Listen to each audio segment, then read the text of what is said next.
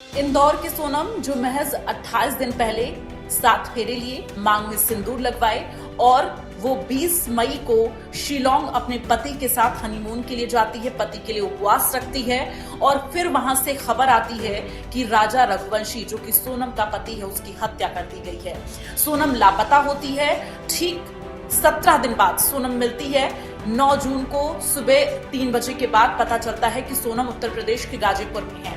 वो अपने भाई को कॉल करती है, भाई को यकीन नहीं होता है, भाई वीडियो कॉल पर देखता है कि हाँ सोनम ही है, जिसके बाद गाजीपुर पुलिस को जानकारी दी जाती है। हालांकि इस पूरे मामले में मेघालय के डीजीपी का ये कहना है कि इस हत्याकांड में सोनम की इन्वॉल्वमेंट है और साथ ही कई और अन्य आरोपी भी हैं। 3 आरोपी इंदौर से गिरफ्तार हो चुके हैं इस हत्याकांड में जो शामिल रहे हैं। एक आरोपी उत्तर प्रदेश का है जिसकी अभी तलाश की जा रही है, जो कि अभी फरार बताया जा रहा है। इस पूरे मामले में सोनम की इन्वॉल्वमेंट किस तरह से रही है, ये अभी जब सोनम कुछ बोलने की कंडीशन में होगी उसके बाद ही स्पष्ट हो पाएगा। क्योंकि अभी सोनम बदहवास अवस्था में है, वो कुछ बोलने से इनकार कर रही है।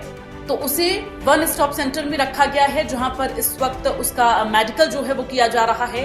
इन सब के बीच सोनम के पिता का ये कहना है कि उनकी बेटी बेकसूर है। मेघालय की जो पुलिस है वो पूरी तरह से इस मामले में मिली हुई है। अगर सीबीआई जांच होगी तो पूरा का पूरा थाना जो है वो जेल में जाएगा। ये सोनम के पिता का बयान सामने आया है।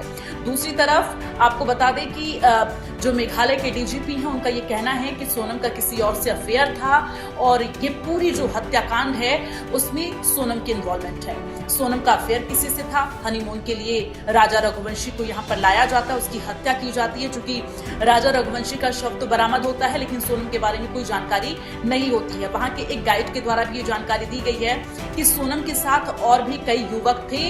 ये जानकारी वहां के गाइड के द्वारा दी गई है। गाइड का ये भी कहना था कि हिंदी मुझे समझ में नहीं आती है, इसलिए मैं जो वो अन्य युवक बात कर रहे थे मुझे उसके बारे में पता नहीं कि वो क्या बात कर रहे थे। लेकिन जब मैंने उनसे आगे जाने के लिए पूछा, चीजों को बताने के लिए पूछा, तो उन्होंने मना कर दिया। और ये जो बातचीत थी वो सोनम ही कर रही थी, क्योंकि सोनम इंग्लिश में बात कर पा रही थी उस गाइड से। तो फिलहाल इस पूरे हत्याकांड की जो गुत्थी है अब धीरे धीरे सुलझती हुई नजर आ रही है। अब देखना ये होगा कि सोनम की इन्वॉल्वमेंट इसमें किस तरह से है।